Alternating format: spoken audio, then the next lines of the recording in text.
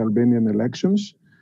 I will give the floor first for introductory remarks to Henri Bohnet, who's the director of the Athens and Nicosia, or Greece and Cyprus Office of the Konrad-Adenauer-Stiftung, and then to George Pagoulatos, who is the Director General of the Hellenic Foundation of for European Foreign Policy Studies, Hellenic Foundation for European Foreign Policy, better known as ELIAMEP.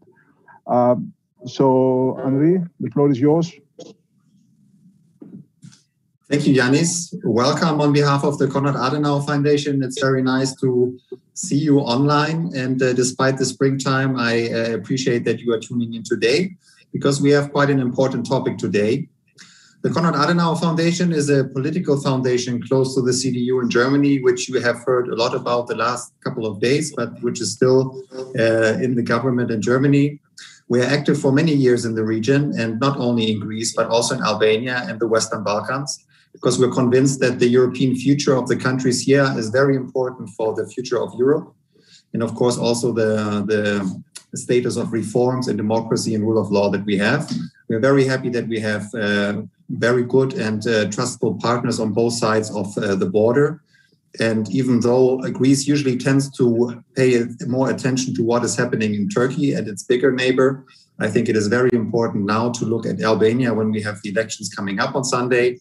And I appreciate very much that Yanis, our friend, and also our Albanian colleagues have authorized or have written our authoritative study on the elections.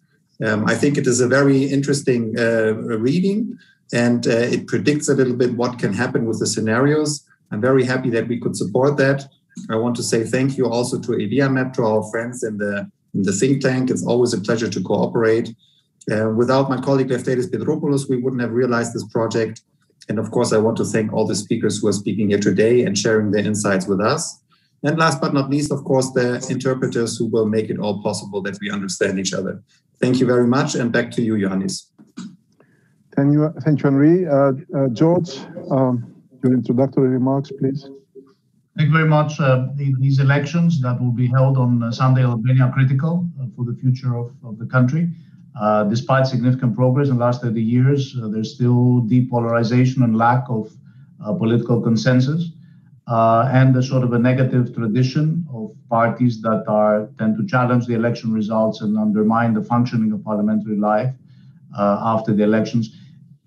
For all these reasons, European partners and institutions will be following closely, since the flawless conduct of elections and post-election stability are key for allowing Albania's European integration. The European Union has set 15 conditions on Albania for holding the first and second intergovernmental conference that would lead to the launch of accession negotiations. These conditions are of great interest to Greece as well, not just for the European Union, since they pertain not only to questions of democratic institutions and state governance, but also to human and minority rights, including the rights of the Greek minority in Albania.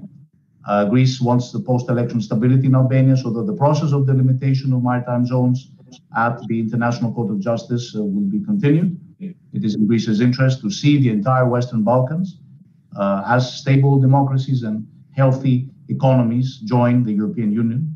And Greece should continue to support the same despite the growing enlargement fatigue in some Western European capitals. In that context, Greece supports and will continue to support strongly Albanian's EU integration process and wishes to see Tirana starting accession negotiations soon. And in ELIAMEP, we continue to closely follow the political, the social, the economic dynamics in Southeastern Europe in the context of our Southeast Europe program. We continue also to build bridges with academic and civil society organizations in all countries of the region, contributing to Greece's engagement with the region, but also to the broader objective of the region's European Union integration. Among many other activities about which you will be informed soon, we are publishing today, as was mentioned by Yanis, together with the Konrad-Adenauer-Stiftung, our partners here in Greece, a new report on the Albanian elections, co-authored by ELIAMEP researchers Ioannis Armakolas and Bleda Feta. This report is entitled, Can Albania Exercise the Ghost of Elections Past, the Milestone April 2021 Elections? And you can find it on the website and the social media of both ELIAMEP and the Konrad-Adenauer-Stiftung. The report outlines all the key issues pertaining to Albania's party politics, elections, integration, governance challenges. It recaps the projections of opinion polls in Albania and offers 3 scenarios for the election results and the post-election formation of government in Tirana. Before I close, I'd like to thank Henri Bohnet and the Konrad-Adenauer-Stiftung for the cooperation in organizing today's event and for making possible the publication of our joint report on Albania's elections. We look forward to continuing and deepening our joint work on Greece's Western Balkan neighborhood. And without further ado, I give the floor to my colleague, Ioannis. Thank you, George. Thank you, Henri. Before we start, let me remind everybody how to access the simultaneous translation, because I just got a message that someone who's not speaking Greek is listening into the Greek channel. So I think if you press the three bullets next to the chat or next to the share button, you will find, I think, the button to press to get translation, or rather to get the version of this discussion in English. I hope the people who don't speak Greek got this somehow. But in any case, maybe our organizers can share some instructions on the chat box for whoever cannot understand what's happening at the moment. So let us continue, though. I mean, we have 4 excellent experts, speakers today, who will be introducing us to the election issues, party politics, foreign policy questions pertaining to the forthcoming elections in Albania. I'm starting in alphabetical order. We have Angelos Athanassopoulos with us. Angelos is the editor-in-chief in politics and also senior editor on diplomatic, defense, and EU affairs at the Sunday newspaper, one of the most prestigious newspapers in Greece, called Vima. Then we have Bernd Borchardt, Ambassador Bernd Borchardt, German ambassador and German diplomat, former head of the OSCE mission in Tirana in Albania, former head of the EULEX in Kosovo, and former head of the former ambassador of Germany in Tirana. Thank you, Ambassador, for being with us. Then we have Glevin Dervishi from Tirana, a former spokesperson and advisor to the Albanian Ministry of Foreign Affairs, and also currently a member of the negotiating team of the Albanian Ministry of Foreign Affairs in the negotiations with Greece. And last but not least, my colleague Krisela Hackaj, who's the executive director at one of the best think tanks in Tirana, the Cooperation and Development Institute, CDI. We have agreed that this will be not an opportunity for long interventions or long speeches, and rather we will have an exchange of questions and answers and rather a more dynamic discussion. I will ask questions to our participants, and they will have to respond in the maximum 4 or 5 minutes. And after a series of questions to all 4 speakers, we will open the floor to everybody to engage in the discussion through the questions that will be put in the chat box. So let me start with Ambassador Borchardt. Ambassador, can you enlighten us about the electoral law, the rules of the game? The Albanian parties, and in fact the international community, was hoping that there would be an agreement before we reach the point that we hold the elections, or Albania holds the elections this Sunday. But this agreement did not come. The government and opposition failed to have a consensus on the rules of the game, so to say, on the electoral rules for this Sunday's elections. What is your take on this? I mean, can we maybe not blame someone, but say what went wrong in this case, and we don't have a consensual text or a consensual rule for these Sunday's elections? Well, you can hear me, I hope. Yeah. Thank you, first of all, for the invitation. To give you a reply, I have to focus on two different aspects of electoral reform. One was based on the OSCE ODIHR recommendations, which were formulated since the 2013 elections, which were not fully implemented, but to quite a large extent. The weaknesses are mainly in the field of campaign financing, control of campaign financing and party financing. There is still a gap, but it is, let's say, 75–80% were done. The second part, on that, it was possible to find a consensus between the parties. Very, very difficult. It took me and my colleagues, in particular from the EU and the US Embassy, more than 3 years to convince the Democratic Party and the LSI of President Meta to join these negotiations.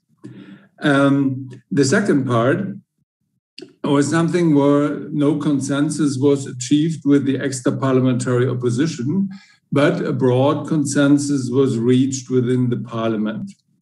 This was about two major elements. One was a change of the electoral code, which abolished the European-wide spoken, rather unique preferences in the electoral system for coalitions, and which allowed to open partly lists so that the voter could list for a person inside a political party list, that the change of who gets finally into parliament would not be only with the head of the party or the party itself. On that, as we said, there was no consensus with the extra-parliamentary opposition. And there are 4 points to mention about this result. The first, which was criticized by ODIHR, and I'm sure it will appear in the report about the elections, was the timing. We have always recommended to do these changes at least 1 year before elections, but it was only a good half year before elections. Like in North Macedonia, this will appear in the report and will be criticized. There it was 3 months, if I remember correctly. The second is the substance of the changes. As I said, this was a unique regulation, and this regulation was already criticized in the ODIHR report about the electoral reform in 2008-09. So you could argue that this implemented ODIHR recommendations after more than 10 years. And then,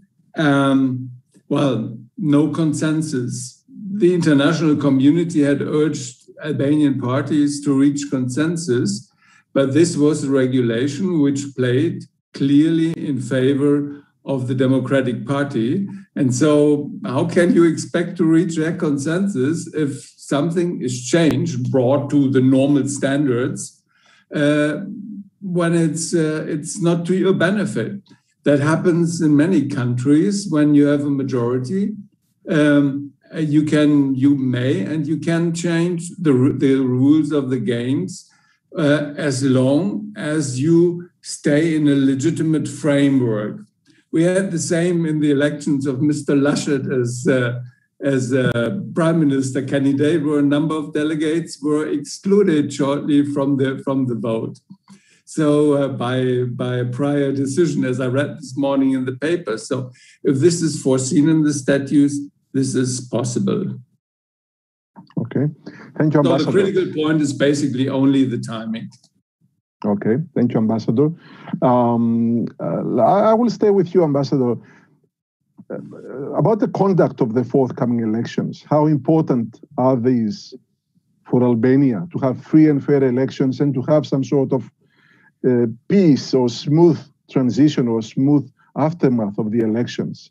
I mean, is this important for the next steps of the EU accession process of Albania? And how does the German government and Berlin or even Brussels view the stakes in these elections when it comes to the accession process? Well, I can only give you my personal opinion. And there are three thresholds. One threshold is, which would lead to a very negative reaction, would be massive unrest or obvious documented manipulations. Something like that we had the last time in '96, and I wouldn't expect that. The second is then the second level is who wins the air superiority and who can better sell its own version. Usually the loser tries to sell his story about manipulation of the elections. We had that in 2009. We had that in 2011. We had that in 2017. The credibility depends on the one hand on the quality of your arguments, but I observed that it also depends a lot on prior lobbying and good contacts with important fractions, political groups in Berlin, in Brussels. Here I have observed that in particular in Brussels, the Albanian government has not paid a lot of attention to the European Parliament.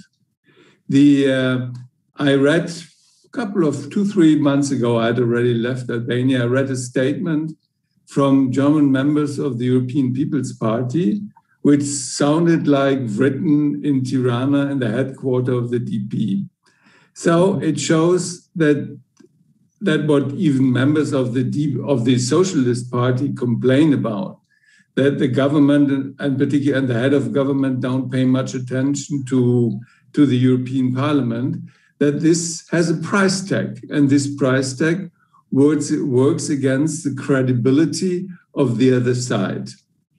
So to conclude, if it's bad and obviously bad, this will be reflected in the ODA report. But everything else will be an issue of interpretation and how well you sell your interpretation. Whether it was the elections were okay, you will always find some problems. I mean, there will be the family voting. This takes time and time and time to get that out of the people. And then last thing is, yeah, of course, it can, if the result is so clear that you cannot argue the way with allegations about manipulations, like in 2013 or in 2005 for that matter, then it will be quite clear as well, and there will be no big complaints about the result as well.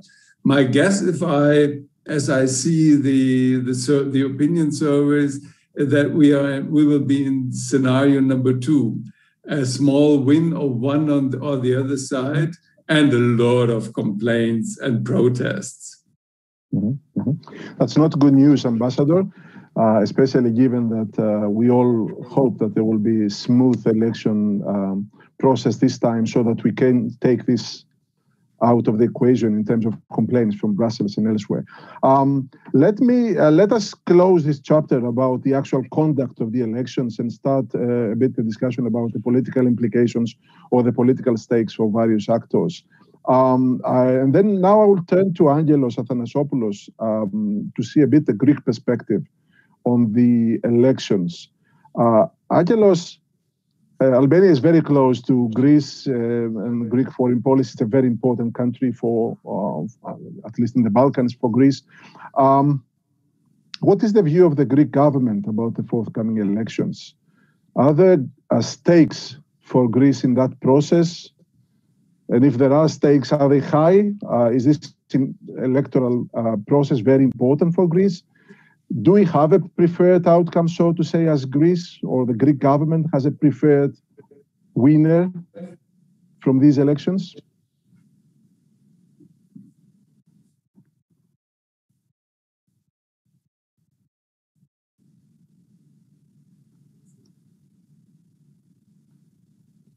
Angelos, we cannot hear you, I think.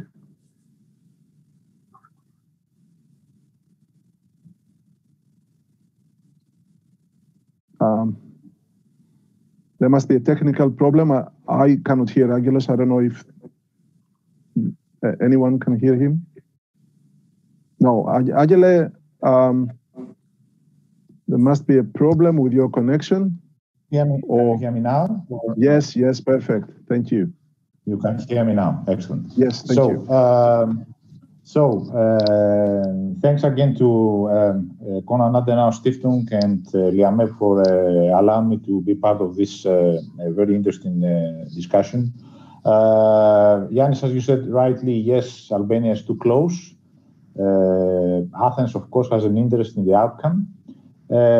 I would say that history shows until today that it's not useful for Athens to invest in electoral outcomes in Albania in order to form a setup and strategy to guide its relations with such a close neighbor.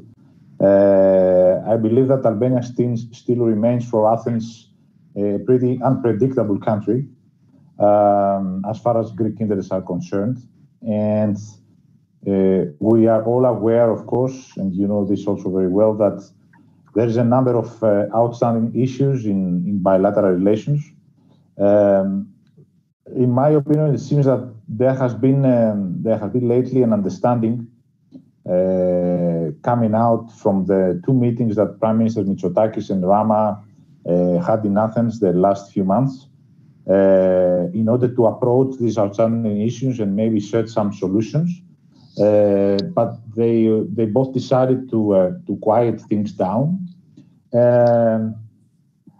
I also believe that there was an understanding that until the elections are held, we should not expect any progress in these issues. The previous governments under Syriza, they tried to solve all these issues in a package deal, which didn't end up so well. In my opinion, the previous government underestimated the critical domestic political balances in Albania. And I believe that this is something we should not forget as far as any future talks will take place. And I don't think, in a nutshell, that Athens should expect any surprises from the Albanian elections, any surprises on how she should approach bilateral relations. I don't think that the content of the issues will change, no matter if the socialists are in power or if the Democratic Party is in power. Okay, thank you, Angelia. But I will return to this issue later on when we discuss more foreign policy questions. Let me turn to questions of domestic reform and also European integration questions. And I would like to ask Krisela. Now, the European Commission has, in recent years, repeatedly used the term state capture to describe a situation in several Western European countries, Western Balkan countries. Do you think that Albania has the same problem, the problem of state capture? And if yes, what can the international community and the EU in particular do to address this problem or deal with state capture in Albania? Yes. Do you hear me? Yeah. Okay, super. Thank you, Yanis. First of all, thank you for the invitation to this very timely event organized by you, by ELIAMEP. The past progress report, basically by the European Commission, have already identified in the region, not just Albania, but in the region largely, elements of country states. And there is very, let's say, important basically sentence by Branko Milanovic, who I think you know, that basically the Southeast Europe 6 or Western Balkan countries are basically, adopting the model of predatory, he calls capitalism, which has very high level corruption and state capture at its very essence. And I think the current political setup, not just in Albania, but in the region, basically favors charismatic, strong leaders that basically go unchecked by democratic mechanism. I think by definition, the captured institutions in our country do not reflect the interests of the population at large, but only of their occupants. So basically of the political leaders. And during our work and also research that we have carried out in the last year, we observed basically very poor good governance mechanisms in place in the domestic institutions. And what is the most important ingredient, I think, that is also missing is the political will in carrying out important reforms. Especially with regard to one sector which we do work a lot, and it is infrastructure, connectivity infrastructure. We have witnessed basically how, for example, this sector, so infrastructure and construction-driven growth policies, are absorbing a lot of public and also private resources. And we very often hear about state contracts in infrastructure that are sometimes basically arranged in backroom deal manner, escape public procurement procedures, but also competition norms. We notice harsh scrutiny by the parliament, which is very important in these processes. In the parliament, where basically the opposition has a big role to play in terms of scrutinizing public policies. But also we observe lacking transparency on the terms of those contracts, but also on feasibility and cost-benefit analysis of those projects. So this, of course, allows grounds for corruption to take place. There is a CDI publication called Connectivity Agenda and Structural Weaknesses of Candidate Countries, where we have basically very extensively developed the issue of how state capture and how weak local administrative capacity basically impact the efficiency of the EU investments in our country. And by bringing, I think, a very concrete project example, we can argue that this missing political will and this poor governance basically harm the connectivity project, and therefore the benefits for the concerned society. Moreover, we observe that the wealth gap has risen and rich get richer, the poor get poorer. So these are very, very important aspects of the phenomenon. It is not easy to deal with the situation, as we are basically in, we call it catch-22 situation, where basically the elites, the political elites, do not have any interest in reforming those captured institutions. But without the reforms, basically we cannot question and we cannot curtail the political elite. So somehow we have to, I think, mobilize and find innovative ways of how to mobilize the inner capacity of the society to respond to the challenges, because it's not anymore as we have had many years to basically wait for the political elites to change the situation, but it's now, I think, it should be much more up to the society to react and to kindly exercise that kind of pressure for the political elites to have changes in place. I think EU can somehow help in several ways, and most importantly would be aligned, so creating alliances with civil society. This is very important. Normally, we know that EU accession is very intergovernmental relationships. It's a top-down approach that basically characterizes the accession process. So I think in this process, there are spaces for civil society to be significantly supported, not with project-based basis as it has happened basically in the last 20 years, but very consistently and per program basis, in order to empower them to exercise this kind of pressure and go beyond the watchdog, become basically a fully pledged partner to have some impact. And I think another way of how to deal with this is basically also shift kindly the attention, not just on infrastructure, which is yes important, but mostly on education and health infrastructure. So basically, touching and impacting the citizens. So I think these are concrete ways how to deal with captured institution and how to change, the reality. So thank you, Krisela. There are problems apparently, and the EU can do more by changing priorities and working together with the civil society. Ambassador, do you expect that maybe Albania can get some sort of green light this year about the intergovernmental conferences? Are you optimistic? If not, what are the biggest obstacles at the moment? We know about the 15 priorities or the 15 conditions set. But what are the main sticking points that prevent Albania from starting the process already this year, you think?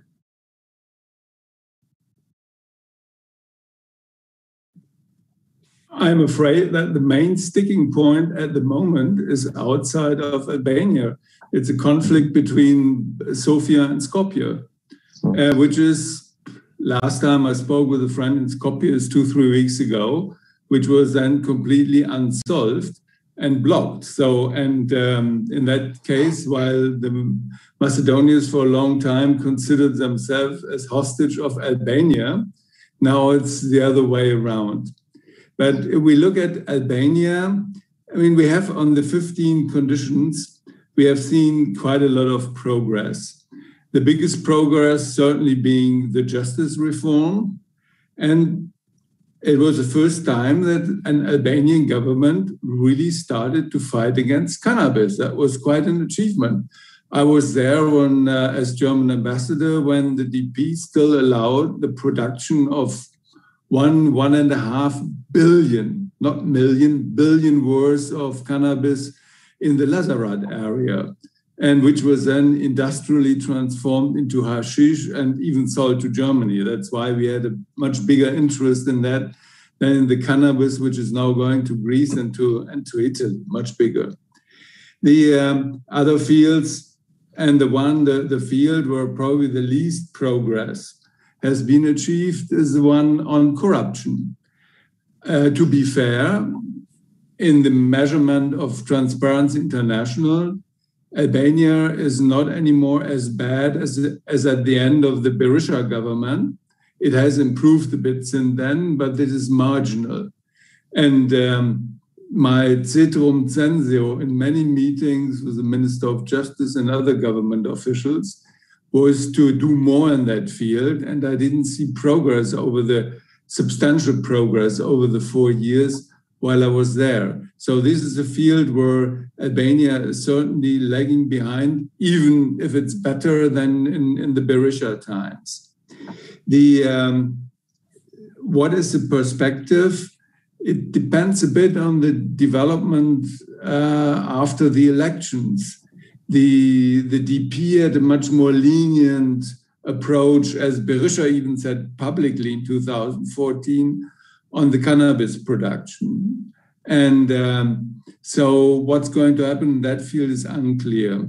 Corruption, they were pretty bad as well. And the justice reform, I don't know whether this is, I see some risks after declaration I've seen from the extra-parliamentary opposition who want to go against that.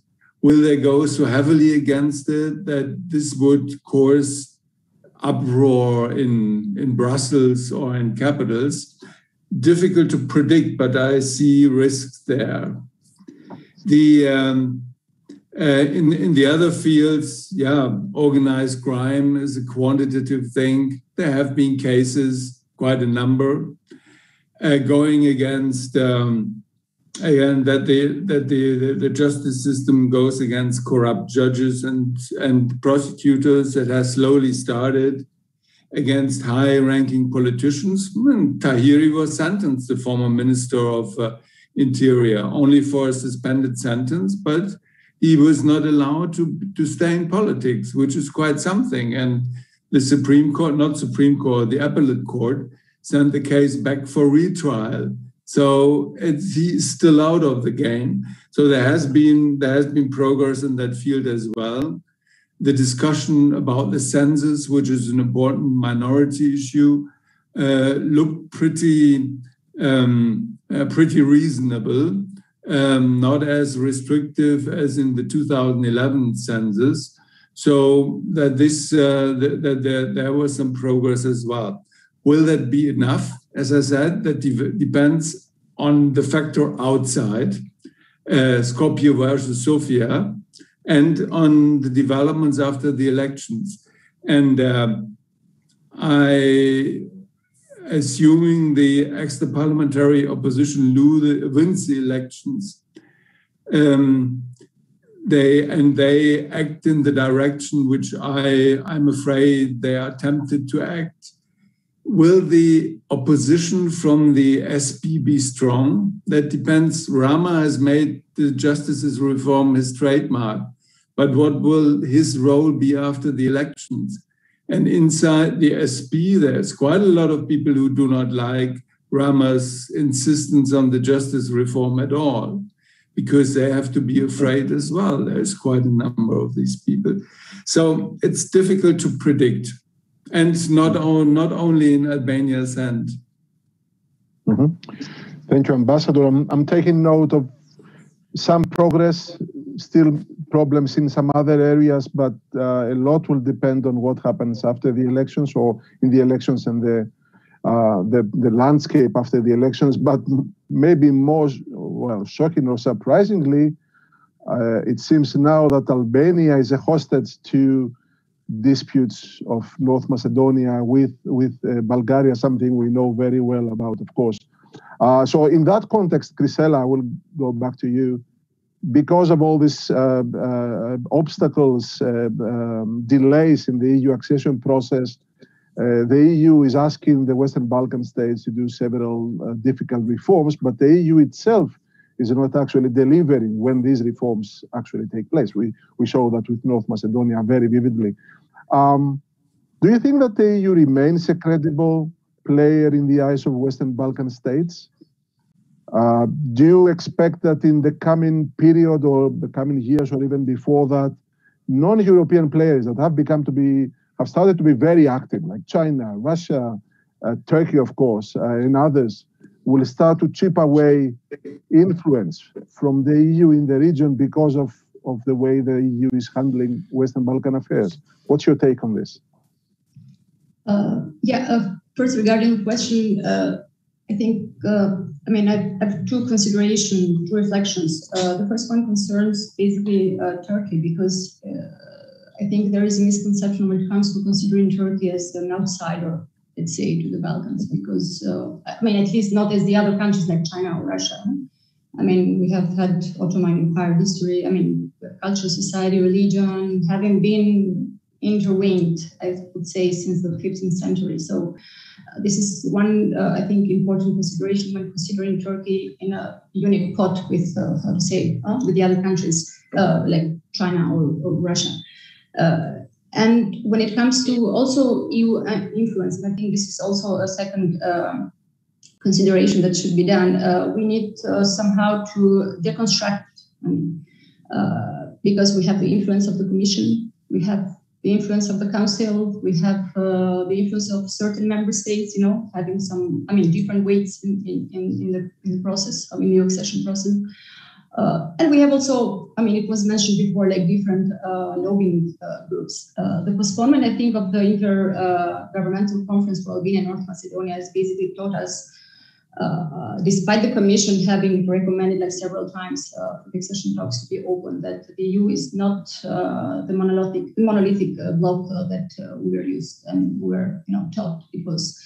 So to come back to the question, I think I believe it's EU values, it's EU standards, it's EU economy that are a strong appeal for the Western Balkan citizens. I'm really sure that most of our region citizens and Albanians, of course, want to live in the EU, basically, and not in China, Turkey, or Russia, if they could, of course, choose. And I think there is also another very important element to be considered, and when we have this very much observed during our monitoring of the Berlin process, which has brought into the attention, the importance of being connected. And it's that our economies are already part of the EU value chains, basically. So through, for example, the acquis, we apply basically, and we will, of course, even more apply EU law in our everyday. And there is a strong and very factual integration already happening, and it's real through economy, security, interest, and human connectivity. Just not to forget about the diaspora that is living basically abroad. Albania's foreign policy is 100% aligned to that of the EU. So these are very important considerations when we talk about influences. And I think if we go to figures, China, for example, counts for around 6% of trade and 3% of FDI in the Western Balkans. These are very low numbers when we compare with those of the EU. 70% of trade, around 70% of foreign direct investment. So surely, and I think we have had the chance also to witness this during the pandemic.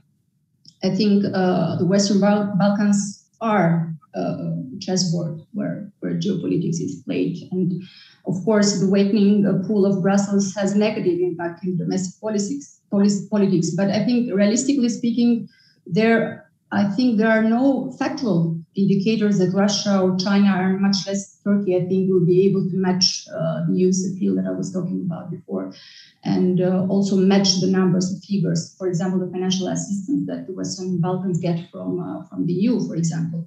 So there is also another element which is very important, is that the other actors do not basically offer alternative integration model for our countries, so in the long-term future. So I think also to be considered is the fact that not all the activities or investments or not influences, but I think their concrete activity in our countries are incompatible with EU integration. So they can go, both hand in hand. For example, foreign investment in business and infrastructure can have a very positive effect on connectivity and regional development of our region, and I think complement very significantly what the EU basically is investing in our countries. I think also some countries can have also an interest in political stability, like of the region, the economic growth of the region, of having a stable environment and good governance, China, for example. And I think they can also benefit out of the full membership in the single market, for example. They are already investing in ways and in processes that are already interlinked with how EU already operates in the region. So I think to conclude, the goal basically for the EU in the coming region to become very strong and to become more present and to be communicated very much and very stronger should be basically to enable citizens, civil society, not the political elites only, to benefit from the EU support. This is very important. Back to you, Yanis. So thank you. I keep this de facto integration of the Western Balkan economies, societies to the European core, of course. But let me discuss the same issue from the flip side with the ambassador. Ambassador, in recent years, we see the situation at the level of public opinion getting very much more pessimistic when it comes to enlargement. Key countries in Western Europe, at least at the level of society, do not anymore want future enlargements of the European Union. And we also see, of course, even political elites, although the mainstream parties are still pro-enlargement with some caveats. We see, of course, the political landscapes changing and new populist, ethno-populist, anti-European parties on the rise. And of course, the same parties are also against enlargement. So the situation is clearly not the same anymore. Are you worried about the European perspective of the Western Balkans? Do you think maybe we will, in the future, maybe near future, see a situation where the entire promise that was given to these countries in the Thessaloniki summit in 2003 will be questioned? Seriously questioned? And will Germany continue, you think, to be a champion of enlargement, even though we have this kind of developments in other countries?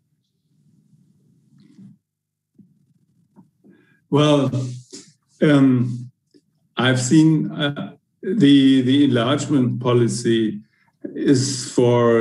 was already at Thessaloniki in 2003 an elite project. That was Southeastern Europe, an area torn by wars. That was nothing that looked attractive for the broader public.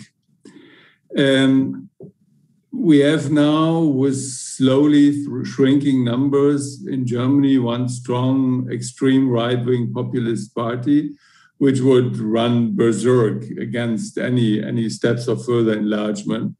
But so far, the conservatives, social democrats, the Greens and the liberals are standing behind, and the left party as well, are standing behind the enlargement idea, based on conditionalities, of course, while in some of the parties they have, of course, in the background of their mind, that was heavy insistence on conditionality. You can block access for a long time, and you cannot fulfill everything to everyone's liking.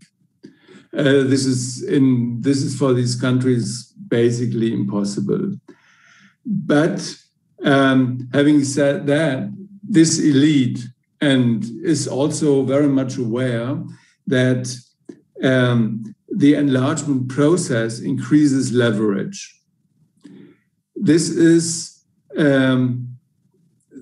so far not very well used by the Commission. When I look at some of the countries where negotiations are ongoing and where I do not see real progress, I must conclude that this is not used to the optimum.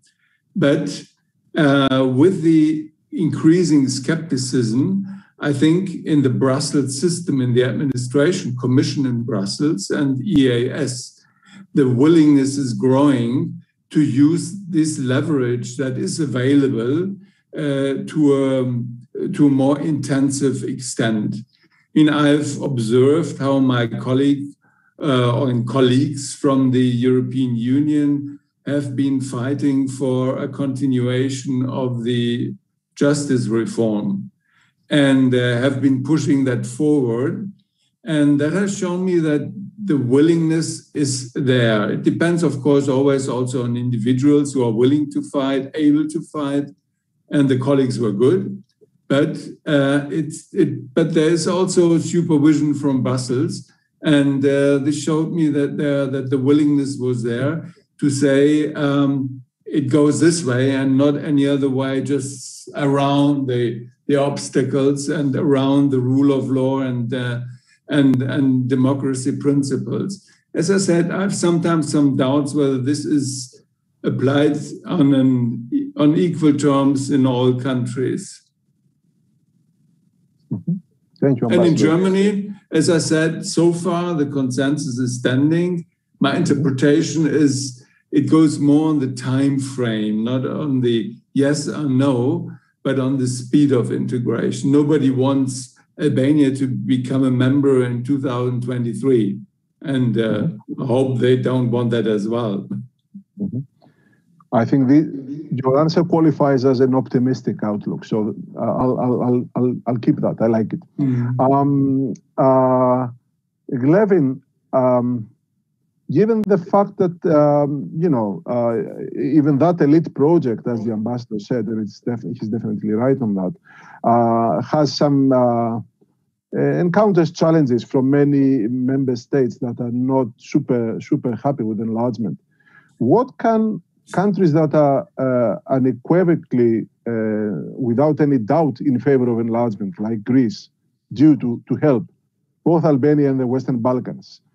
Can Greece and other countries, which are middle-range countries in the European Union, but they are pro-enlargement for sure, can we do more? Can Greece and other countries do more to help? What's your take? Good evening, everybody. Good evening, dear friends and colleagues. Thank you for the opportunity. Regarding your question, Yanis, I'll try to make it short and to put it to the point.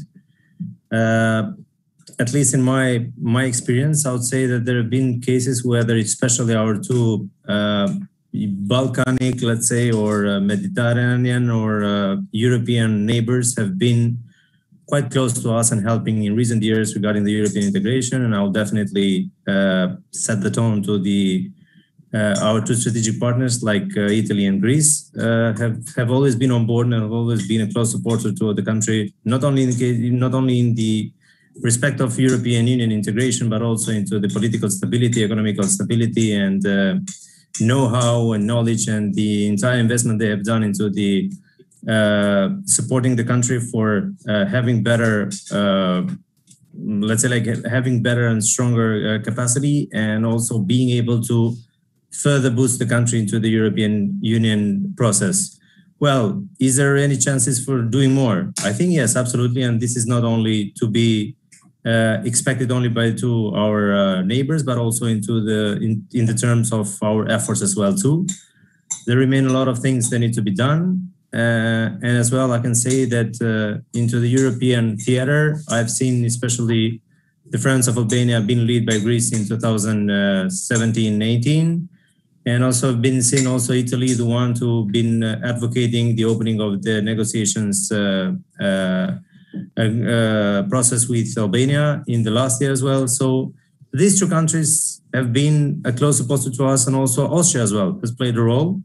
But in regard to this context, I will mostly set the focus into our two strategic neighbors. So Italy and Greece can be, for sure, our natural advocates in this perspective. Thank you, Glevin.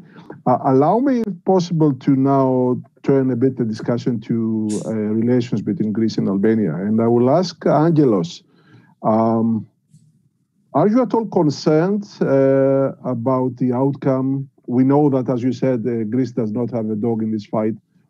But Greece has agreed with the current government, led by the Socialist Party, to take the issue of the delimitation of the maritime zones to the International Court of Justice.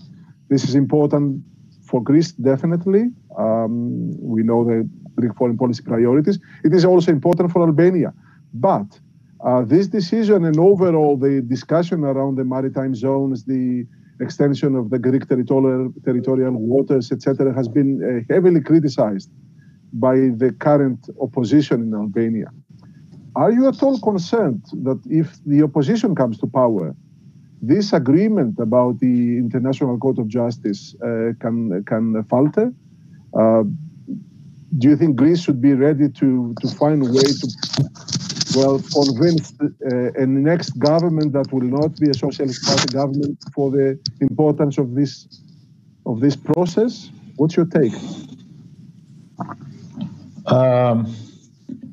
I think, first of all, this is a very interesting question. I think the delimitation of maritime zones between Greece and Albania has become a kind of soap opera, like kind of saga for the last 12 years. I'm not sure that who is in power in Albania plays any role, because we've seen in the past that the Democratic Party made, let's say, difficult decisions on the issue, like the Berisa government in 2009. So we had then a Democratic Party government, and then we had the socialist opposition coming against the agreement. Now we have a socialist government who has, in principle and not fully, agreed to take the case of delimitation to the International Court of Justice, and we have a Democratic opposition who can go are now against, but maybe they turn differently in the future. So I think that facts speak of themselves. And we had an agreement in 2009. Maybe it was not an ideal agreement. No agreement is ideal. The agreement was never ratified by the person who is currently the Prime Minister in Albania. And he was then the opposition leader. Actually, Mr. Rama attacked the agreement pretty viciously, I would say. So then we had the decision by the Constitutional Court. According to the Greek side, there were certain flaws in the way the Constitutional Court expressed its thinking. But then what matters is that despite the efforts made, no solution was found. So we have now a new fact on the ground. This is that Greece has decided to expand its territorial sea to 12 nautical miles. This changes a little bit the balance on the issue. And I think that the stakes for Greece in going to the ICJ are not so high anymore. Maybe it's higher for Tirana. And also Athens appears lately, due to political reasons, more relaxed in making certain compromises in maritime delimitations agreement. We've seen this with Italy, we've seen this with Egypt. And I think it's now. Again, we lost you again, I think. The National Court of Justice, because maybe the ICJ proves to be the only forum which will offer a solution and which will actually help to break the deadlock and propose an agreement which can be accepted by both sides.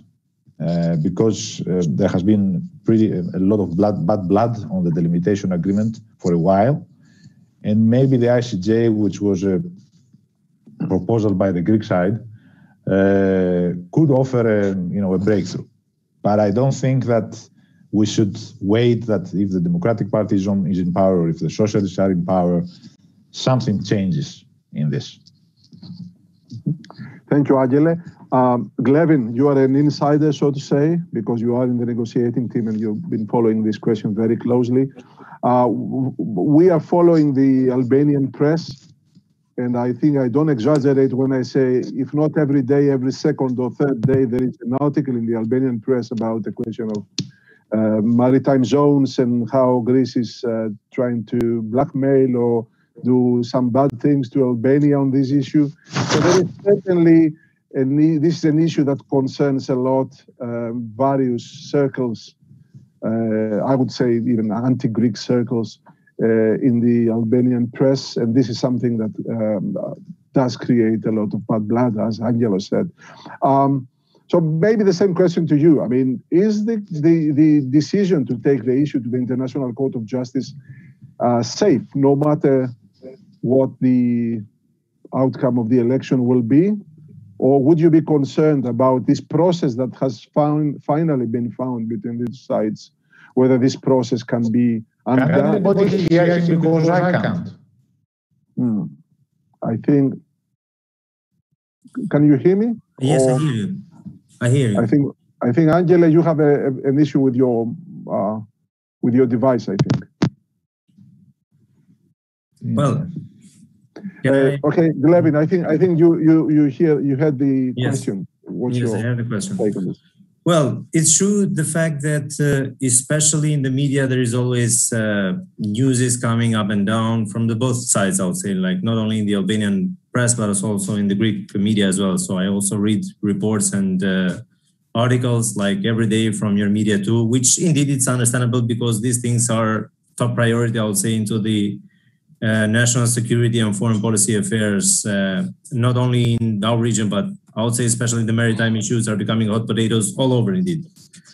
And regarding the sending the case into the International Court of Justice and the outcome of the product that will come from the decision or political situation in Albania or in Greece, how that thing will impact.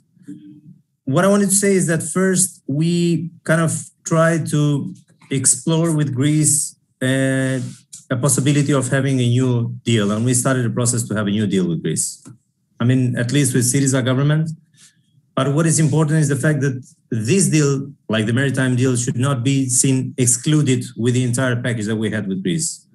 Because usually it's created the idea, in Albania at least, that Greece is only interested to have the maritime issue or the maritime deal with us and to leave aside all the other stories. But I can say that the package included almost like 9, I guess, or 10 issues that were part of the negotiation process.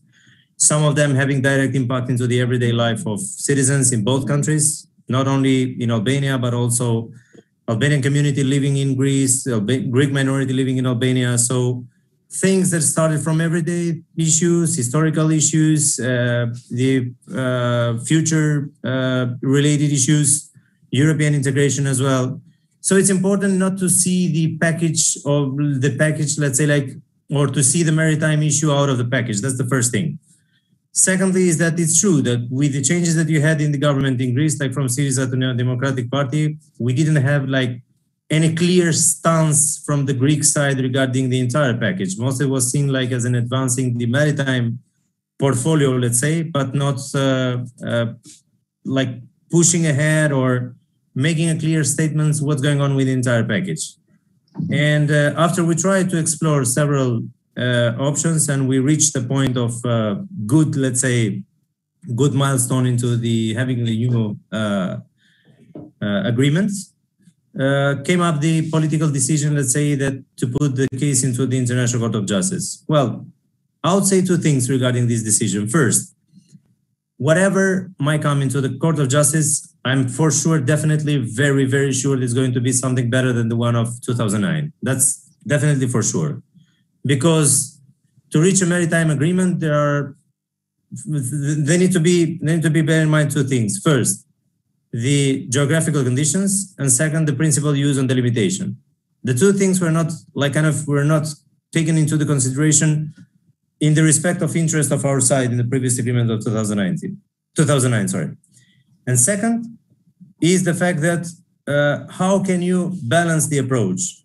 So to balance the approach, it is important to have a package, because with Greece we have issues that cannot be somehow eliminated from the book and only produce things that are on one side interest. There should be a mutual beneficiary process and mutual outcome, and in the respect of the two sides.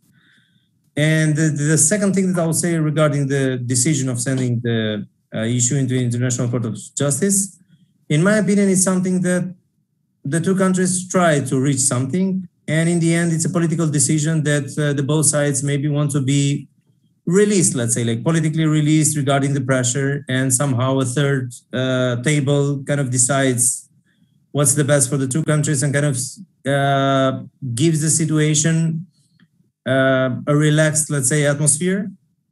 But I see it as an obstacle, the fact that these things should not be separated from the entire package.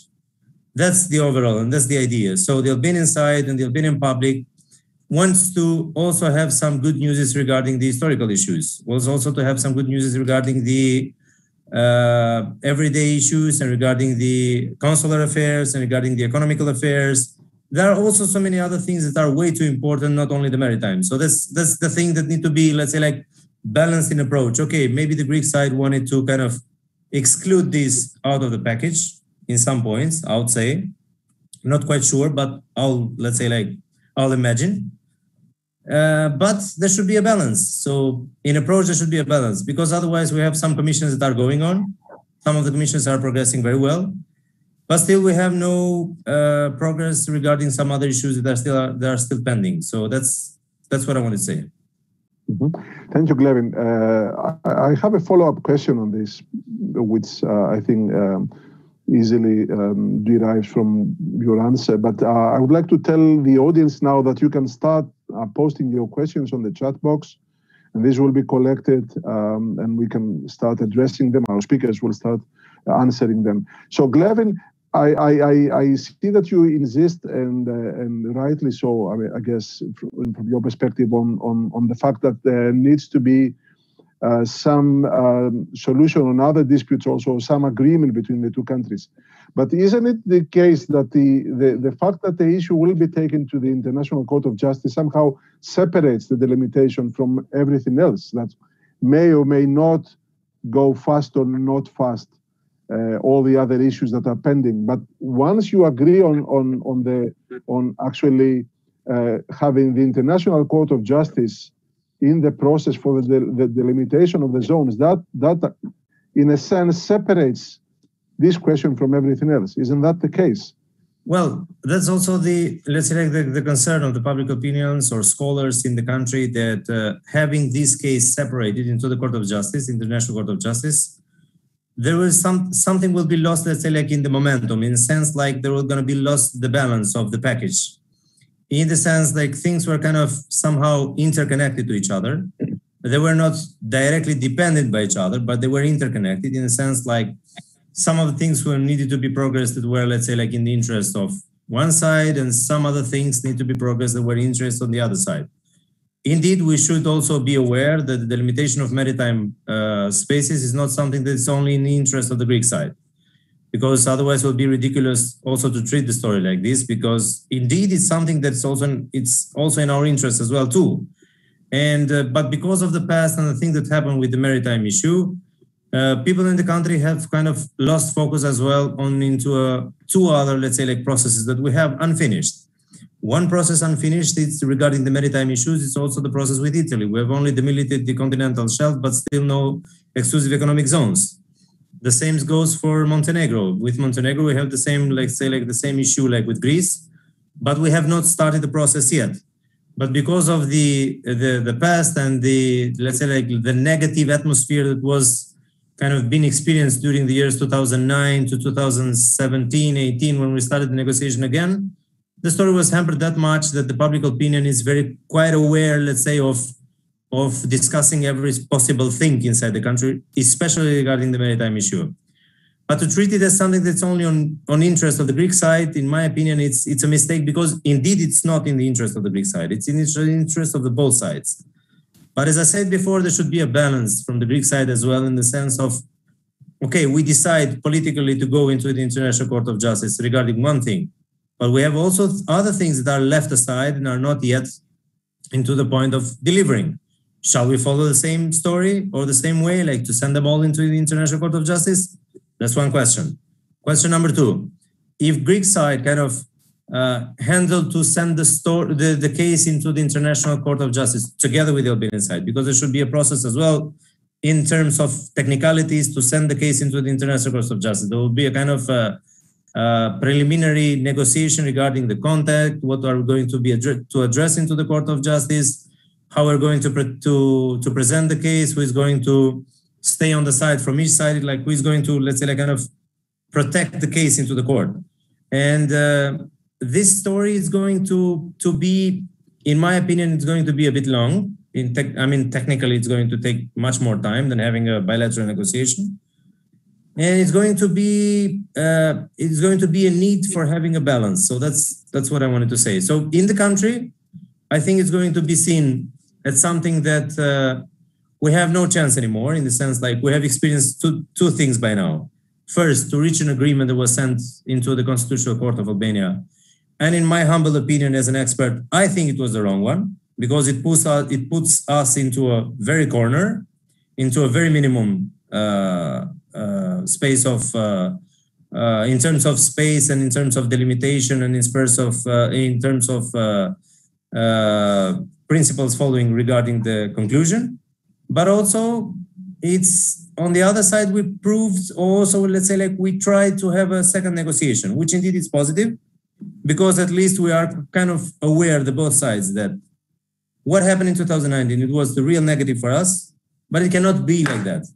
And also we have the new approach from the Greek side, especially if you see the delimitation regarding the delimiting of the continental shelf with Egypt, or delimiting the continental shelf with Italy. We have realized that somehow the exclusive economic zone with Italy, we have realized that Greece have kind of shaped the position regarding the weight of the islands into a delimitation process. Well, maybe because Greece and Egypt are far away in terms of distance, but still there are some precedents set. The precedent set is that in some of the islands between Crete and Egypt, have reduced their weight in terms of 8 to 10% in our calculations. Or the one that you have done with Italy in 1977 regarding the continental shelf in the island of Othoni near Corfu, also you have reduced your weight with 3% minus. In the sense that Greece have kind of changed the approach and balanced the approach with other neighbors, which indeed is seen positive in the country, in Albania, that at least these things should be taken into account. Which is an element that was not taken into account in the previous negotiation and the previous outcome of the 2009. So these are elements that have been a concern into the country, or raised question into the country, which in my opinion are quite legitimate, and people really want to know, because there is also a lack of information, I would say, in both sides. And our friends, Angelos, some minutes ago, raised the point of extending the territorial waters of Greece in 12 miles in our country. I mean, like when you see it let's say like in the populistic approach or populistic agenda, you see that something is going on or something wrong is going on. But if you see it from the technical point of view, you see that the impact is quite minimum, let's say, or let's say like with zero impact, like technically speaking. But this thing is being kind of seen as an approach from the Greek side to kind of put the Albanian side into a corner again, or kind of to create inner waves inside the country, or to kind of put the government in position, no matter who is in power, like is the socialist government or is the democratic government in power. So there's also missing some, let's say, like some soft measurements in approaching the file, and also some relaxed tune in making the sides go back on the safe track, let's say. So sometimes we see that there is an influence of media and there is an influence of politics on both sides here and there. And you see that you end up in this spin, whether you have to explain details from one side or technical details from one side into a narrative of politics or media on the other side, which can never be fitted, or they can never be accommodated easily. Thank you, Glevin. If Angelos wants to comment or respond, I will give him the opportunity. Maybe if I could summarize this interesting intervention by Glevin. There's two issues here. One is, I guess, that the Albanian side, although they have agreed to take this issue to the International Court of Justice, still consider very important that other issues are still in the process for settlement, and that we don't. The Greek side does not think that because the issue is taken to the court ICJ, we don't need to discuss any other issues. And the second issue, of course, is whether, as Glevin is explaining, this could be, in fact, quite a complicated story to delimit the maritime zones, that it's not going to be so straightforward as many think, that because the two governments have agreed, things will be very smooth, so to say. So, Angelos, do you want maybe to give your comment on your maybe view on this before we move to other issues? Yes, thank you, Yanis, and apologies for the mishap before, but my connection had faced a problem. I haven't followed fully Glevin's intervention. Two very short comments. I think I don't think there are so many things that the two sides have to discuss as far as the delimitation is concerned, especially if they agree on what is the legal framework in which they will solve the problem. And in this case, the International Court of Justice will actually de-dramatize the case. So we've had an agreement in 2009. As I said, every compromise has good things and bad things in it. Some in Athens said that maybe it was overly beneficial for Greece. Some others said no. There have been contacts between 2009 and 2017-18 to find a way out through the context of the 2009 agreement. This did not materialize. Then the Syriza government changed the context. They tried to focus on Pagoulatos, and they were actually renegotiating the agreement from the beginning. And, you know, I believe that one reason which could possibly be helpful to go to the ICJ for the delimitation is because it can keep creating bad blood with unbridgeable positions from both sides to the rest of the issues that the two sides have. So if we could somehow de-dramatize the delimitation and treat it as a technical issue, agreeing on the issues we are going to take to the court. As far as I understand, the Greek side has offered some proposals to the Albanian side. I am not fully aware if the Albanian side has responded to this. So if this is out, then we can do all the rest, possibly together, and package them up and see what we can do about it. Let's not forget that certain issues have moved faster than others in the package deal. I mean, the issue of the so-called military cemeteries moved faster than others. So I don't think that it's always useful to wait for all the things to be sorted out together. It's an option, but maybe it's not the only option. This is my 2 cents. Thank you, Angelo. I think it's a very good discussion, but I can reveal that we are planning another event after the elections, specifically on the Greek-Albania relations or Albania-Greece relations. So I will keep this for later, this discussion, which is very interesting. I have a final question for Glevin and Angelos before we move to the questions from the audience. And that is, again, foreign policy question, but it pertains not only Albania, Greece, but also Turkey. Angela, in Greece, it's very common to hear from, not only from media or opinion makers, but even from, I would say, decision makers or politicians, to say that somehow Albania is too much attached to Turkey. Some people even consider that Turkey, in Greece how sensitive we become when Turkey is in the picture. However, we recently had published a report, an analysis based on opinion poll data from Albania, which shows that, first of all, the Albanian public opinion, in majority, they have very good opinion of Greece. They see Greece positively. And also, from this data, I don't personally get as an analyst that they are too much attached on Turkey. So do we exaggerate the role of Turkey in Albania? I would even broaden this. Do we exaggerate as Greece the role of Turkey or the influence that Turkey has in the region as a whole? Are we maybe a bit too much preoccupied with Turkey, whereas Turkey does not have such a big influence in Albania? What's your take, Angelos? And I will ask the exact same question to Glevin afterwards. Yeah, there are definitely certain circles in Greece which over-exaggerate this.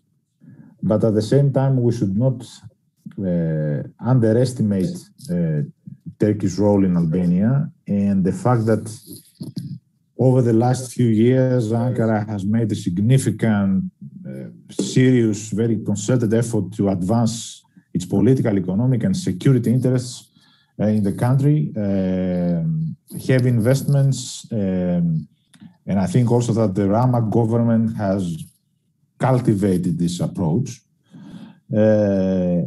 I wouldn't say, of course, that the Albanians and the Albanian public opinion is going over-attached to Turkey, but I think that sometimes we should make a distinction between believing that Turkey is very active in Albania with the overall view that Greece is concerned by the effort, by Ankara's effort to expand its influence in the Balkans in general. Of course, Ankara has not been so successful as she would like in making inroads in various Balkan countries because usually its Ottoman past works against this effort. My opinion is that Albanian leaders are trying to keep a balance between Greece and Turkey. They don't like to give too much to one country and leaving the other out, and vice versa. But I think that Greece, instead of overestimating Turkey's role in Albania, should understand that she has leverage, and I use the term leverage in a positive way, to influence and cultivate its relations with Tirana, which is Tirana's EU aspiration. So I think that the EU is the context in which Greece-Albania relations can blossom, going, of course, hand in hand with solving any pending issues which are poisoning the atmosphere. Also having in mind that we have an eastern neighbor, Turkey, which is now living through through a myth of geostrategically overexpanding, overstretching. This we should keep in mind. Mm-hmm. Glevin, the same question. Only 2 minutes because we have several questions from the audience now. Well, okay. Thank you, Anis. I would say very short. First, in my opinion, it's over-exaggerated because Turkey, okay, has a role or wants to build a narrative, and especially coming from the ex-Ottoman circles of influence into the Balkans, not only in Albania, but especially in those countries who have a Muslim presence. But if we're going to see Turkey compared to the investments, compared to the military aid, compared to financial aid, compared to trade volume with Serbia, Bulgaria, even Greece itself, or North Macedonia, or Bosnia, or Croatia, I would say Albania and Kosovo remain upon the levels of the last one in the region. If we're going to see the entire aspects of the Turkish influence or money, let's say, spend it into Albania, we're going to see that the Albanians remain upon the last in the line. And the number two that I wanted to say is that okay, Turkey wants to play a role, but it cannot be a competitive agenda in regard to the European integration of the country. Turkey does not have that much to offer to Albania if we're going to compare it to European Union, or if we're going to compare it with EU members that are neighboring us, like Greece in this case, or Italy, or I don't know, Bulgaria, or Croatia. So at this point, Turkey is trying to kind of, if I may say it under the brackets, use it rather than being something very instrumental into the developing agenda of the country or shaping the political agenda of the country. Albanians are Europeans, will always remain Europeans, and our track is European Union. And we don't see it as a possibility of shaping or changing our track from west to the east, and especially if you come to the east, to go by Turkey to the east. So that's something that does not stand into the Albanian reality. Okay, there are some deep roads, some historical ties, some historical commonalities, but also historical differences as well with Turkey. But still, I stand to the point whether that if Greece can be a little bit wiser, can easily overcome Turkish influence in the country. Thank you, Glevin, for this positive note for the Greek foreign policy, I guess. That's the reality. I believe that if Greece can be a little bit wiser and a little bit smart, they can absolutely very easily overcome Turkey's presence and position in the country. I will leave this for the next discussion we're going to have on the Greek-Albanian relations after the elections.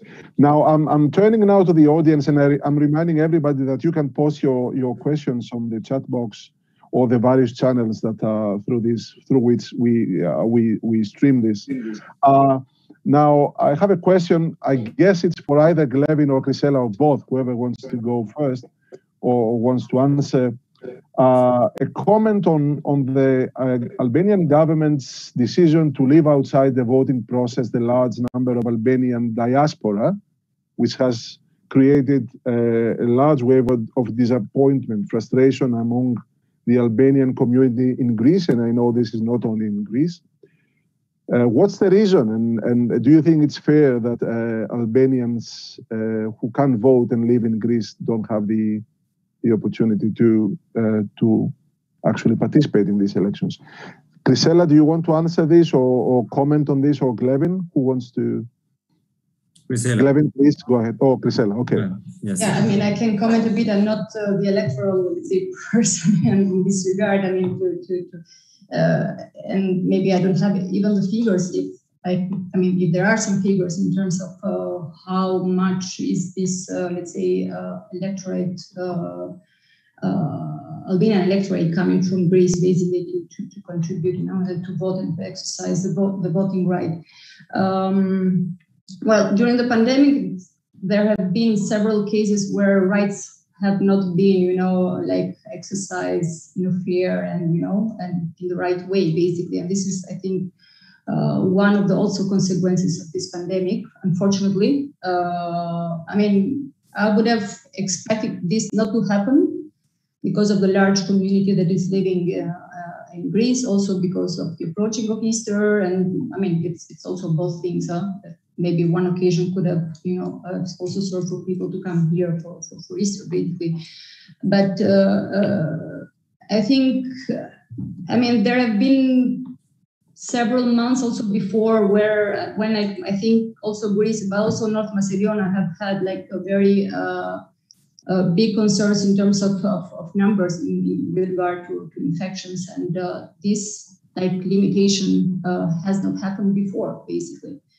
So why exactly now? I mean, I pose the question. Of course, there can be a debate on this, but of course, it doesn't sound right. It doesn't sound right to limit this possibility of voting of our nationals living in Greece or North Macedonia. I mean, but now it's like I mean, it's there. It's a decision that should be respected, I think.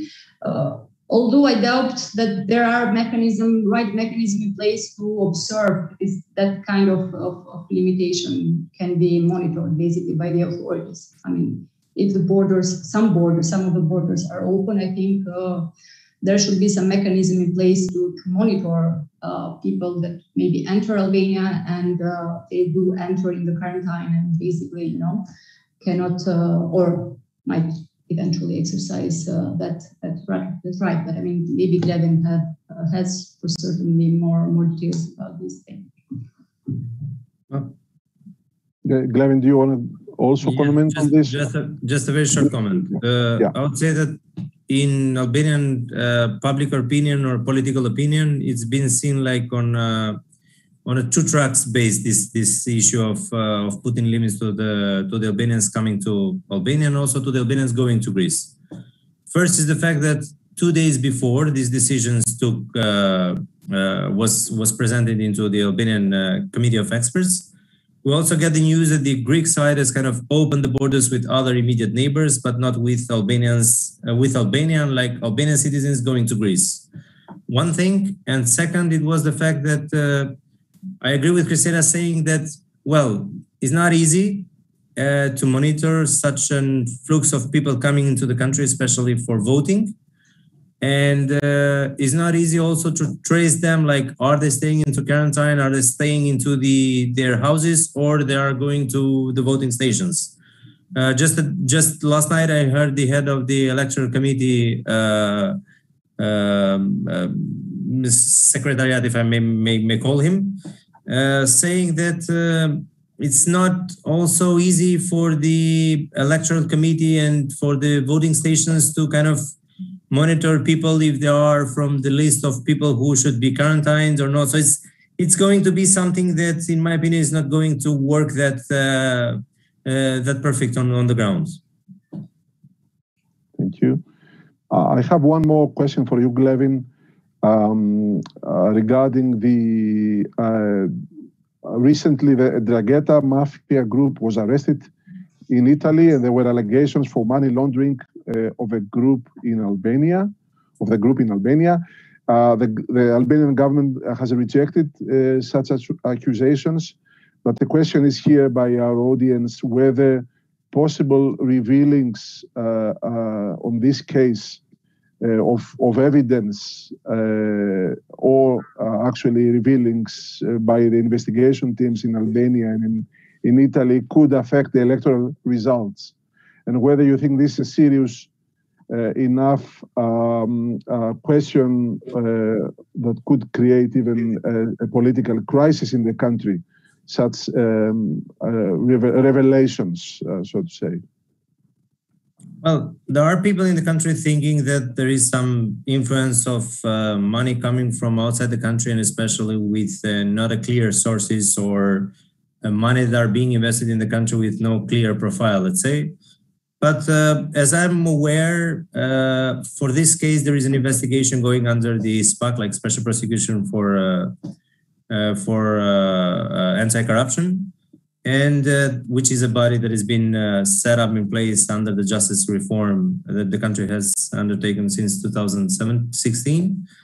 There should be I mean, like, we don't know yet, at least publicly, what's going on with the investigation, or we have no outcome of the investigation, or where the case is, like, in terms of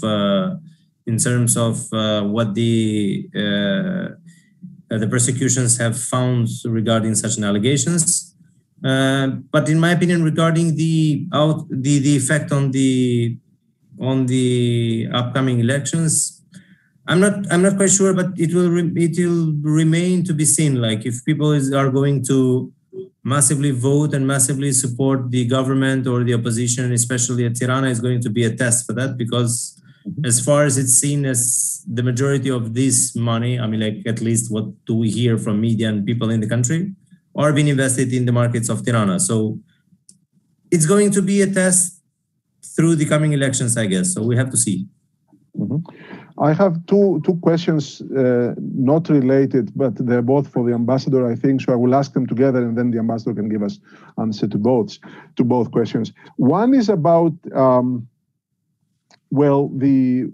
efforts of the international community or the EU to bring around the same table the government and the opposition, or Democratic Party and Socialist Party, and of course the Socialist Party of Integration. And the question is, if the parties of the opposition have resigned from the parliament, is it legal, or I would even add here, maybe legitimate, that we force the international community, force some sort of consensus between the two sides, if they had, since they have left the parliamentary life in the first place. So the question, I guess, is they shouldn't have left the parliament in order to be in position to influence the processes.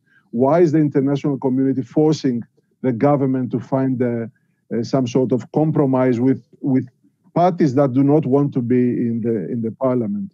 And the second question, will a new government that will include also the Green Party change in any way Germany's position in the enlargement questions? I guess not, because the Green Party is in favor of enlargement, but you are the bigger expert than us, of course. So, Ambassador, what's your take on these questions? Well, yes. Was it legitimate? I discussed about that with a number of people, but the Democratic Party and the LSI are still a political fact. Even though they were so stupid to leave parliament, they are not outside, they are not out of the world. They haven't disappeared. They represent a part of the Albanian political spectrum, and we had the strong wish and aim to gain them back into parliamentarism.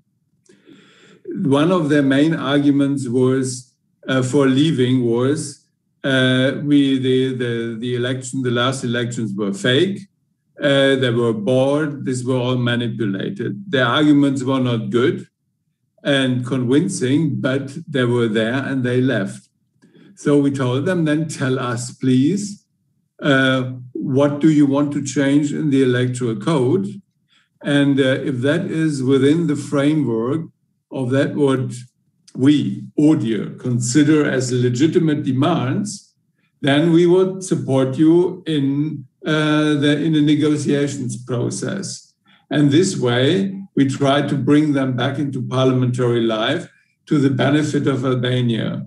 The question is, what would have been the alternative going on as it is now, just with the changes on which they didn't want to participate and on which they had to fund them, on which they lost as they had no leverage. There would have been a risk that, like in the local elections, they would have simply not taken part in the next round of elections. Would have been their decision. It's a would question, could be, but still it wouldn't have helped. It would have kept a substantial part of the political spectrum out of parliament, and that wouldn't have been healthy.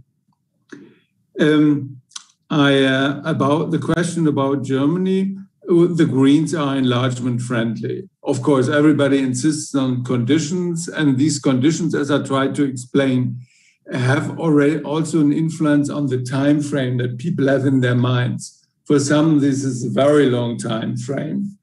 The only party which is very unfriendly towards foreigners and which is now, since its last party convention, even demanding that Germany leaves the European Union, are our right-wing extremists. They are at opinion surveys around 10%, and I hope that they will stay there or even lose. All the others are in favor of enlargement, not only because I said earlier this is an elite project, but there's also a rationale behind it. I mean, this is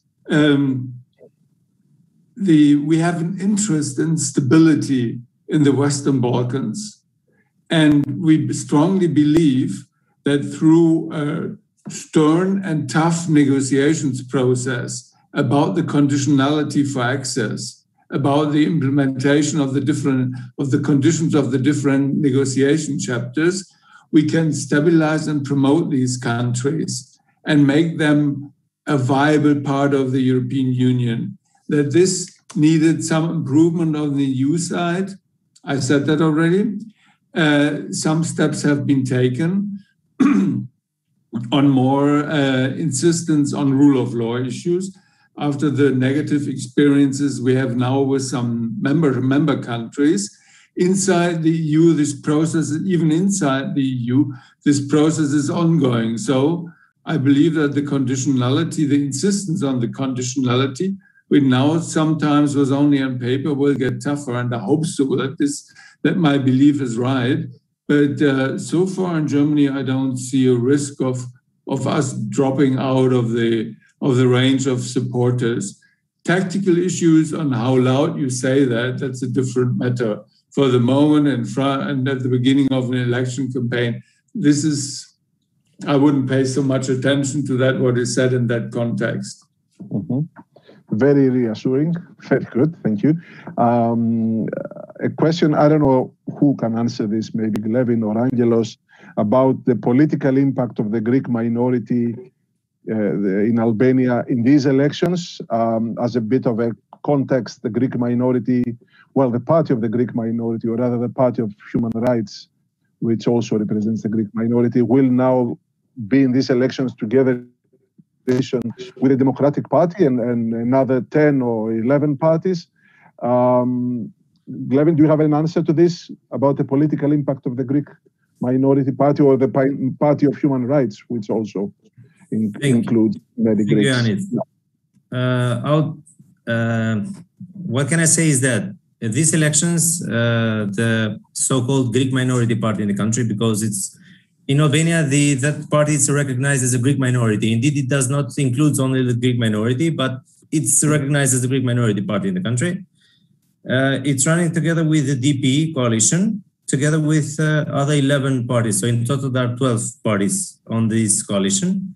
But for the first time, we'll see that the Greek minority party is in coalition with the party of the Cham community, Cham community in Albania, which is a bit, let's say, like unheard before in Albania, that the Chams and the Greeks are on the same coalition for the first time. Ambassador Borchardt is kind of laughing with the story because he knows the country is dynamic. And what I can say is that regarding the outcome or the effect that it can have in votes counting, well, it remained to be seen because in the previous elections, the only member from that party was from the area of Vlora, under the DP list, I would say, and especially by bearing in mind that the majority of the Greek minority is living in the prefecture of Gjirokastra or in the region of Gjirokastra. Logically, there should be legitimate expectations that there should be an MP coming from Gjirokastra rather than coming from Vlora. If it's going to have a strong impact into the coalition, if you're going to see the results for some previous elections in the country, I would say not a big one, but not a small one. Mostly, it's going to play the role of kind of unifying all the minority parties or all the Greek communities in the country inside this big coalition. Even though there is especially in the area of Girocastra, there is also a candidate from the LSI, the Socialist Movement from Integration, coming from the Greek minority. There is also a candidate from the Socialist Party, which has been previously the Deputy Minister of Foreign Affairs, Artemis Dralo, that is running also for the Socialist Party, but from the Greek minority. And she is the candidate that's running in the area of Girocastra. So it's going to be interesting. Vangel Dule itself is running for the first time in Tirana, at least what I know from previous elections in the country, rather than having him in Girocastra or Ivlora, that has been traditionally the MP representing those areas. So remain to be seen. Remain to be seen. My expectations are that they're going to have an impact, but mostly unifying or mostly as a message rather than numbers in place, in my opinion. Thank you, Glevin. I have another question for Ambassador Borchardt. The US, the UK, and the EU strongly insist for Albanian parties to exclude candidates with criminal record from joining the electoral lists. And recently, the Prime Minister rejected the international community's request, claiming that parties cannot check the records of the candidates. So the question is, do you believe that such stance conceals suspicions for links of Albanian politics with crime? There have been allegations, of course, in the past, that the Henri case that you have already mentioned, Ambassador. What's your take on this issue, and do you find this issue to be something that will continue, will continue maybe to affect the EU perspective of Albania? Well, the issue of people with a criminal past in politics in Albania is a very old one. The legislation which forbids them running for public offices is also already quite a number of years old. That means and shows that the issue is real, and every year people are excluded.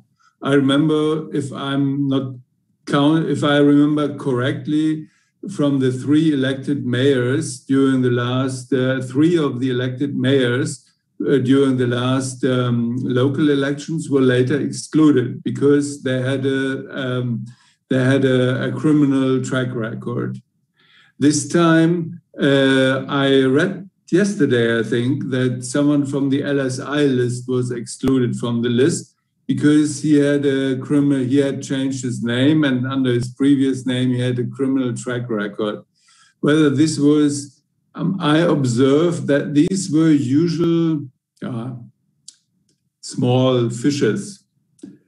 When the political fuss, the political issue, I think is about a very specific candidate running for a small party in Shkodra, Mr. Tom Doshi, who has a tremendous reputation and who has been accused a lot of a criminal background. And that would make my colleagues, I didn't ask them about that, but I assume that his candidature made my colleagues speak out. I mean, when someone has been stealing a car with 19 years somewhere in Italy and is now running with 45 or 50 for mayor, that's not an issue for an ambassador. Okay. Thank you, Ambassador. Another question I have from YouTube, whether the elections will change, and in what way, the regional role of Albania, so Albanian foreign policy in the region, and also especially with regards to Kosovo. We have, of course, the strong links between these two countries, and we have a new government in Kosovo that is not very friendly, or a new prime minister in Kosovo that is not very friendly to the current prime minister in Albania. In fact, if I'm not mistaken, the Albin Kurti, the prime minister of Kosovo, has campaigned in favor of opposition figures in Albania. And his party has set up an outlet in Albania also. So what will be the regional role of Albania in relations with Kosovo after these forthcoming elections? It is a complicated question, I must say, and I would have liked to be a speaker now so that I comment on this. But who wants to go? Maybe Glevin or the ambassador or whoever wants to go for this. Yeah, Glevin, please go ahead. Yes, thank you. Well, I would say that regarding the foreign policy of the country, in Albania, there has been a tradition in the last 30 years that there have not been such a kind of tremendous changing in foreign policy, and especially regarding the foreign policy with Kosovo. So I assume that whoever wins the election is going to maintain the same course, not only with Kosovo, but also regional affairs, European Union, partnership with the United States and our allies in NATO. So I don't foresee any big changes into the course of the country regarding foreign policy. Regarding Kosovo, during Rama's government last 8 years, there has been some progress regarding the G2Gs and the strategic partnership with the country. But on the other side, there have been some kind of inflammation in terms of political relations with specific factors in Kosovo and the political figures in Tirana. Regarding Albin Kurti, I would say that Albin Kurti is kind of seen in Kosovo, and especially in the last two elections, as the guy who kind of, let's say, passed the rainbow, I would say, in kind of figurative manner, that he kind of portrayed himself as the guy who is against the system, or the guy who can kind of crapple down the old political elite, which indeed in Kosovo it's also combined due to some other political events that happen in the country, and also with the effect of the International Court of Justice, the court for the Hague Tribunal for the war in Yugoslavia, and it kind of shaped somehow the internal dynamics in Kosovo. But I would say it doesn't really matter who is in power in country in Tirana to kind of further strengthen or not to strengthen the relation in Kosovo. If I may put it this way, it doesn't really matter who is in government in Athens. So the relations with Cyprus here are kind of a specific nature. So brothers remain brothers, doesn't matter who is the owner of the house. So I mean, like, they still remain brothers, so they cannot be the political relations or most of the human dimension cannot be attached by the political figures, no matter who is in power. So I have several more questions, so unless if anyone wants to add a very brief comment on this, I will continue. Then. Good. I have a question that has been answered already by the Ambassador Borchardt, but since this is something that is concerns a lot of people, and it's a very touchy subject for Albanians, I will ask again, because this question came, and I will be very blunt, like the way that this person that is asking the question is blunt. Has actually Albania fulfilled the 15 conditions of the EU to start the intergovernmental conference? The government is blaming Brussels for this, but the implication, or maybe what is implied here by our audience, is that maybe the government is to blame for not being fully ready for this. I know Ambassador answered already, but maybe if we can again be very open and very clear about this issue, which will be in the agenda anyway in the coming months. Does Krisela want to go, or maybe again the ambassador? Yeah. Well, these 15 conditions, I don't think it makes sense to go into each and every one. But the fulfilling conditions, I think I formulated before that you cannot fulfill all conditions to everyone's liking. This is simply not possible, and this is not politics. So there will always be some fulfillment. I described this with the first part of the electoral reform, the ones based on the more recent OSCE ODA recommendations. It was good progress, yes, but it was not everything. We could say the same about good progress on fighting cannabis, for instance, or on the justice reform. It gets already more difficult to put the right adjective on fighting organized crime. More people have been arrested, more cases have been opened. An important step, which I didn't yet mention, is that the money laundering machine of organized crime, all these lottery and gaming places were closed down. And this was a tremendous political step, which was never taken in Germany nor in other countries in the European Union. And you know about the bad reputation that Germany has in the field of money laundering, or fairly bad reputation. So there one can talk and argue about progress. On corruption, it is difficult to argue about process. That's certainly a field. You can say, yes, we are better now at Transparency International than in the days of Berisha, but this is so little better that this is not really convincing. So my conclusion would be, it depends on the interpretation. Is the glass in half full or half empty? And here we come back again to the issue that I mentioned just at the beginning. How well do you sell, and where do you sell yourselves? And this is something where I feel that the Albanian government still has room for improvement, in particular vis-à-vis the European Parliament. I spoke with some parliamentarians who were interested in my view, and I felt that one can influence them, one can give them some additional arguments, some other points of view. But from the government side, this is obviously not taking place to the extent it's necessary. Otherwise, the extra-parliamentary opposition wouldn't have the air superiority, in particular in the European Parliament. Other fields one may mention, the justice reform, with all the ups and downs and all the problems related to it, much more, or a much higher percentage of judges leaving and in particular being fired. This is a tremendous progress. This is really amazing. And as I said, you have a minister who is sentenced.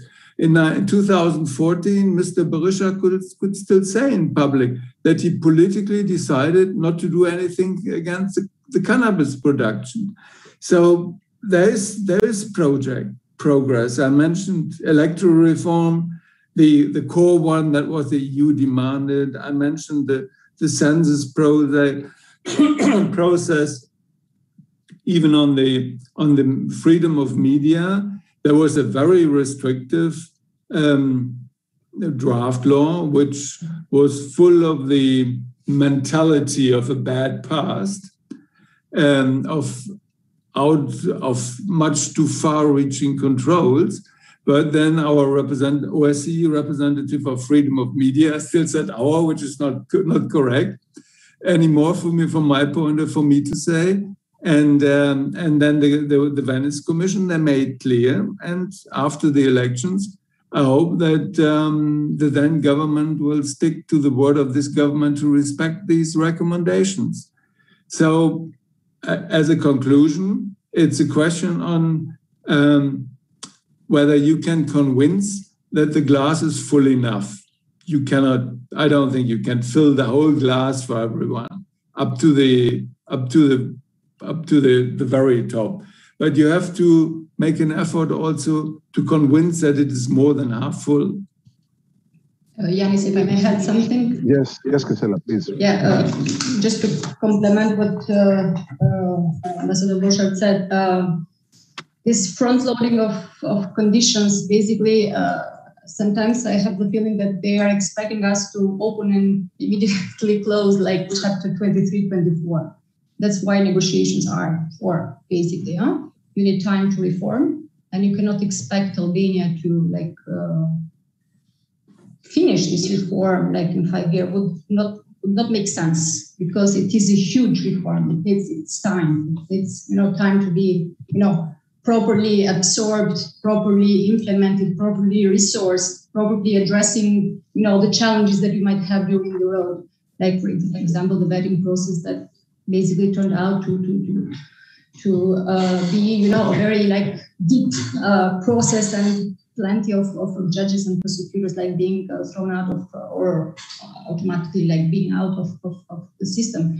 So it takes time, and those conditions are not meant like to be like automatic conditions and to be implemented. Of course, within that group of 15 conditions, there are two groups there. The one that were necessary to be fulfilled for the opening of, for the organization, basically, of the first intergovernmental conference, and the rest to be addressed, of course, during the years to come. So they were not meant to be fully addressed, because some of them are really, progressing with the justice reform. It's not like, ticking the boxes and you finish with those kind of conditions. It's like work in progress, and it's like, it takes time to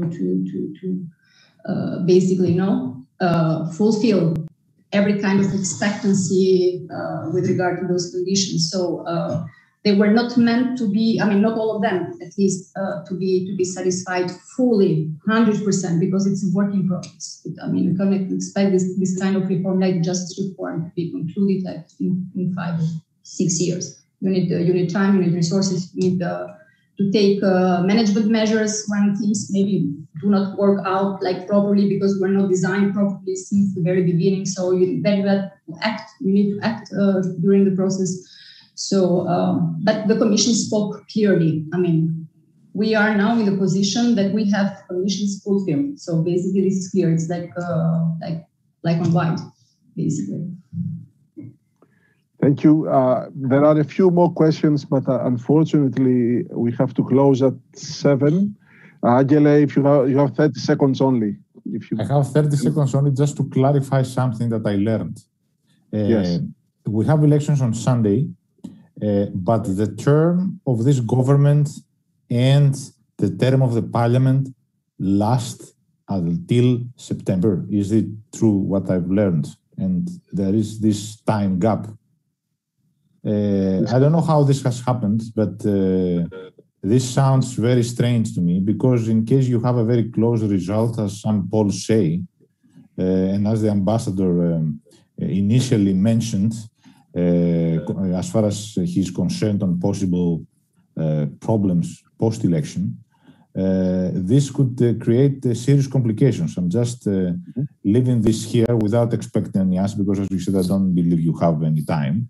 But this could make a huge complication. It's good. It will be an American situation where you have a new president, but the old one can still pass laws.